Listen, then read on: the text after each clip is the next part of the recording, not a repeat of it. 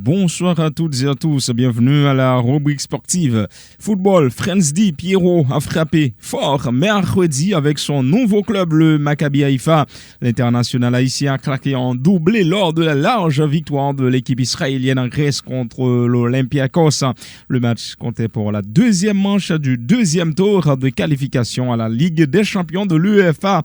Accroché 1-1 à l'aller, Maccabi Haïfa s'est ainsi qualifié pour le troisième tour qui donnera droit au barrage qualificatif pour la phase de groupe de la C1.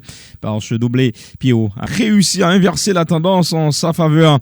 Raillé par les fans après avoir raté ses débuts en manquant un penalty, le Grenadier a mis tout le monde dans sa poche, voyant les supporters des Verts saluer sa perf. Transfert, le FC Barcelone réalise un nouveau coup superbe. Après Lewandowski, Kessié, Christensen et Rafinha, le club catalan enregistre l'arrivée de l'international français Jules Koundé.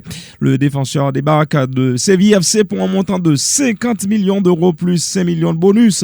Le Barça a battu une nouvelle fois la concurrence de Chelsea sur ce dossier après avoir gagné la bataille dans le dossier Rafinha. La nouvelle saison des championnats majeurs d'Europe débute bientôt. En Angleterre, le nouvel exercice sera lancé par le choc du Community Shield entre les deux meilleures formations de la Première Ligue, Manchester City et Liverpool. Prévu samedi, les Reds, vice-champions anglais en titre, seront privés de leur gardien brésilien Alisson, qui a été touché aux abdominaux. L'attaquant portugais Diego Jota sera également absent. Liverpool s'est incliné 0-1 contre le RB Salzbourg dans son dernier match amical de pré-saison. Man City s'est imposé d'une courte tête contre le Bayern Munich grâce à son nouveau phénomène Erling Haaland. En match amical de pré-saison, l'AC Milan a décroché sa deuxième victoire en écrasant Wolfsberger 5-0 mercredi en Suisse.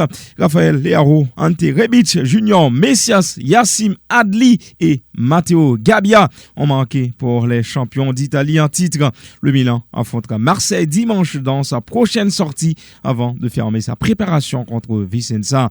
Le club rossonero entamera la défense de son titre en Serie A le 13 août en San Siro contre l'Udinese.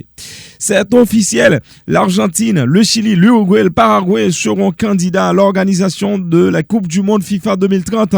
Cette candidature conjointe a été entérinée ce jeudi à Asunción.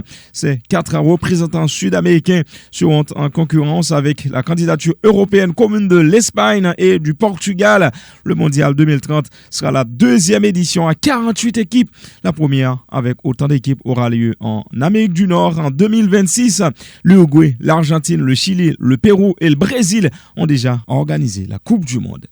La basketteuse américaine Brittney Griner est toujours emprisonnée en Russie depuis son arrestation en février dernier à l'aéroport de Moscou en possession d'un liquide de vapoteuse à base de cannabis médical, un produit autorisé aux États-Unis mais interdit en Russie. Sa détention continue de susciter des remous outre-Atlantique où plus d'un associe son incarcération à une manœuvre politique russe alors que les États-Unis et la Russie sont à couteau tiré depuis l'invasion de l'Ukraine par l'armée russe.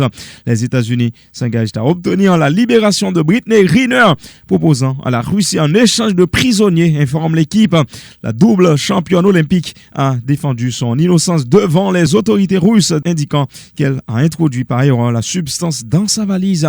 Elle a aussi indiqué que le produit en question est une prescription médicale pour soigner ses douleurs, mais a précisé qu'elle ne voulait en aucun cas importer du cannabis médical en Russie. Elle risque 10 ans de prison si elle est reconnue coupable.